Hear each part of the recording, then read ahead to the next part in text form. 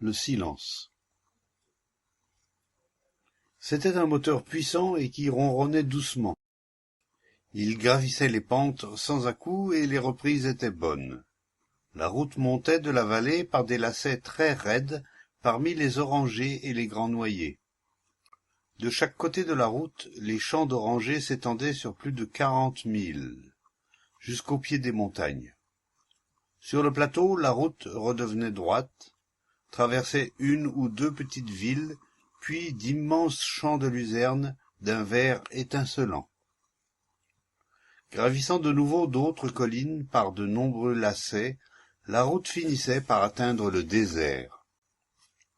C'était une bonne route, le moteur tournait bien rond et il y avait très peu de circulation.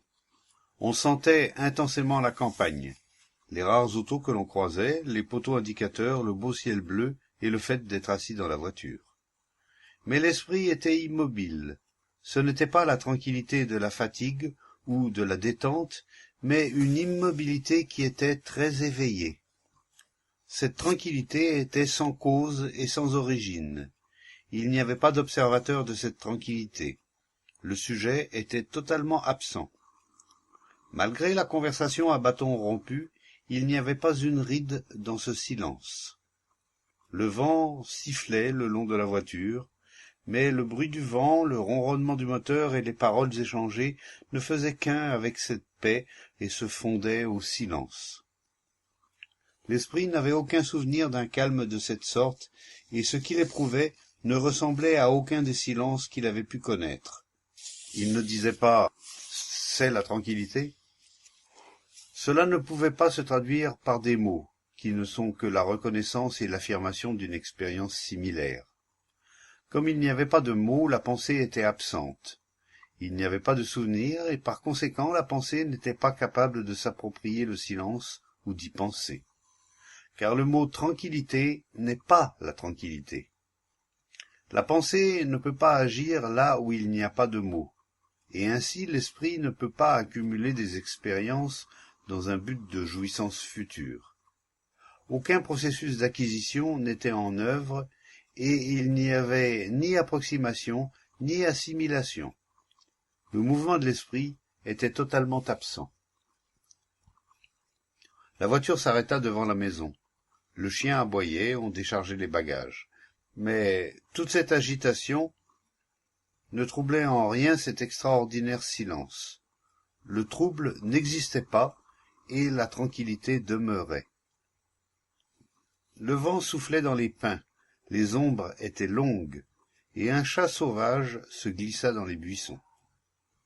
Dans ce silence, il y avait du mouvement, et le mouvement ne provoquait aucun trouble. Il n'y avait aucune attention dont on eût été distrait. Il y a distraction lorsque le centre d'intérêt se déplace. Mais dans ce silence, il y avait absence d'intérêt, et ainsi il n'y avait aucune divagation. Le mouvement n'était pas distinct du silence, il en faisait partie. C'était l'immobilité, non pas de la mort ou du dépérissement, mais de la vie d'où tout conflit était absent. Pour la plupart d'entre nous, c'est l'antagonisme de la souffrance et du plaisir et toutes les sollicitations de l'activité qui nous donnent le sentiment de vivre.